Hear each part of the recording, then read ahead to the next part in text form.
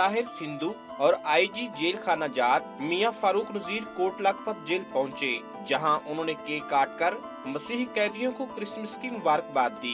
इस मौका पर हुकूमत की तरफ से कैदियों में मिठाई तकसीम की गई और तहफ भी बांटे। मसीही कैदियों के साथ इजहार हमदर्दी करते हुए खलील ताहिर सिंधु ने इनके जुर्माने अदा करने की भी हामी भरी। जितने भी कोई पैटी ऑफेंसेस वाले लोग हैं माइनॉरिटीज़ के, और या किसी को थोड़ा बहुत जुर्माना रहता है और वो छूट सकता है, तो वो मुझे बताएं। Not from the government, we have so many friends जहाँ पे पाकिस्तान में हमारे मुस्लिम भाई जो हैं वो इन सब के लिए पैसे देने के लिए तैयार है ताकि इनको जो है यहाँ से निजात मिल जाए। इस मौका पर आईजी जेल खाना जात मियां फारूक नजीर ने कहा कि जिन कैदियों के पास दीद की रकम अदा करने की इस्तात नहीं, उनके जुर्माने मुखय्यर हजरात अदा कर रहे हैं।